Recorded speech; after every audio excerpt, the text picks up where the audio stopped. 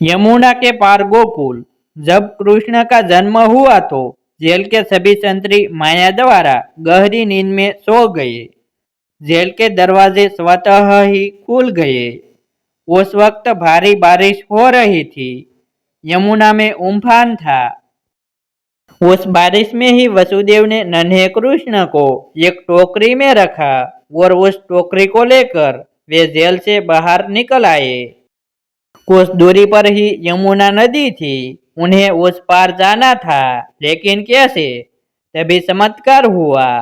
यमुना के जल ने भगवान के शरण छुए और फिर उसका जल दो हिस्सों में बट गया और इस पार से उस पार रास्ता बन गया। कहते हैं कि वसुदेव कृष्ण को यमुना के उस पार गोकुल में अपने मित्र नंदगोप के यहाँ ले गए। वहां पर नंद की पत्नी यशोदा को भी एक कन्या उत्पन्न हुई थी। वसुदेव श्री कृष्ण को यशोदा के पास सुलाकर उस कन्या को ले गए। गोकुल में यशोदा का मायका था और नंदगांव में उनका ससुराल। श्री कृष्ण का लालन पालन यशोदा और नंद ने किया।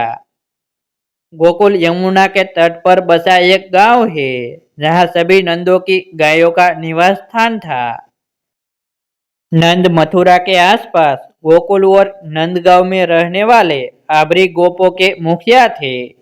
यहीं पर वसुदेव की दूसरी पत्नी रोहिणी ने बलराम को जन्म दिया था।